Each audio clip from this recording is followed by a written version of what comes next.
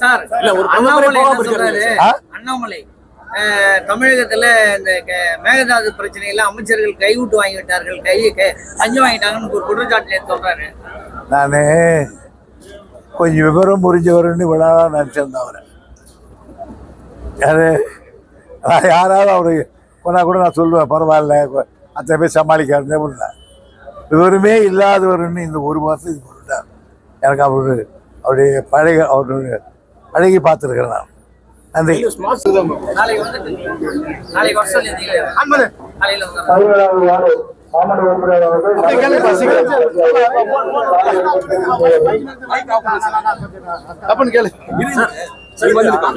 வேலூர் பேருந்து நிலையம் தொடங்கி 2 வருஷம் ஆகுதுங்க சார். இங்க வந்து ஒரு பார்மசி கிடையாது, ஒரு ஏடிஎம் சென்டர் கிடையாது. பார்மசிக்காக வெளியே ஒரு தலைவலி மாத்திரை வாங்கினா கூட வெளியே போக வேண்டியது இருக்கு. ஏடிஎம் இல்லாதனால 10 ரூபாய் கமிஷன், 100 ரூபாய் 10 ரூபாய் கமிஷன் கொடுத்து வியாபாரிகிட்ட காசு வாங்க வேண்டிய நிலை இருக்கு. 2 வருஷம் ஆகி இந்த நிலைமை ஏன் தொடருதுங்க சார்?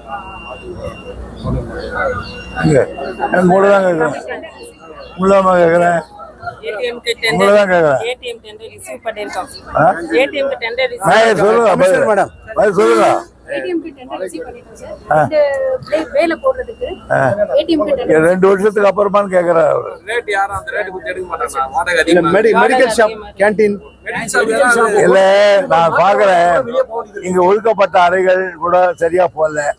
இது மாதிரி நிலைமையெல்லாம் இருக்குது. மாவட்ட ஆட்சித்தலைவர் இதை தலையிட்டு உடனடியாக பண்ணாதான் பிரயோஜனம், இல்லைன்னா இது ஒன்றும் பிரயோஜனம் இருக்காது. ஹோட்டல் ஓபன் பண்ணல, கடைகள் ஓபன் பண்ணல. எனவே ஒரு தனி கவனம் செலுத்தி இந்த மாசத்துக்குள்ள இது ஏதாவது பண்ணுங்க. தமிழகம் தான் காரணம் கேரளாவில் குற்றச்சாட்டு சொல்றாங்க.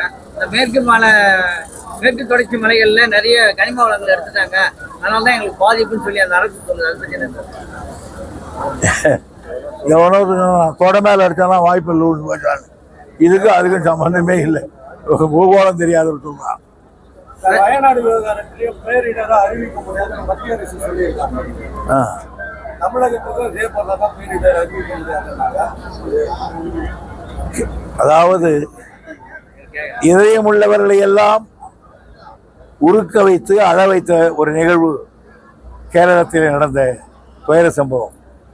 அதை கூட நாங்கள் பேரிடராக கருத மாட்டேன் என்றால் அவர்கள் இதயத்தில் இருப்பது இதயமா அந்த கல்லா என்று தெரியாது. பாதுகாக்கப்பட்ட பகுதியா அறிவிக்க போறாங்க மத்திய அரசு, நாளைக்கு அறிவிக்கிறாங்க. அது போய் தமிழக அரசோட நிலைப்பாடு என்ன? அது நல்லது தானே. எனக்கு ஒன்றும் மாறுபட்ட கருத்து கிடையாது. இப்ப நம்ம எதுவுமே அங்கிருந்து எடுக்க முடியாது இல்லையா சார்? 6000 சதுர கிலோமீட்டர்.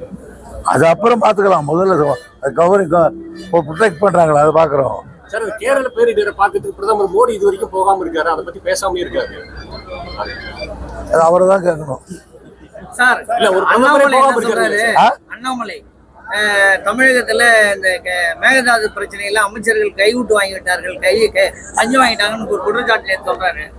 நானு கொஞ்சம் விவரம் புரிஞ்சவருன்னு விழா நினைச்சிருந்தேன் அவரை. யாராவது அவரு கொண்டா கூட நான் சொல்லுவேன், பரவாயில்ல அத்தனை பேர் சமாளிக்காருந்தே இல்லை. விவரமே இல்லாதவருன்னு இந்த ஒரு மாதம் இது பண்ணிட்டார். எனக்கு அவருடைய பழைய அவருடைய அழகி பார்த்துருக்கிறேன் நான். நன்றி. ஸ்மார்ட் சிட்டி பணிகள் எப்போ முடியும்? ரெண்டு பணிகள் மட்டும் முடிச்சுட்டாங்க சொல்றாங்க.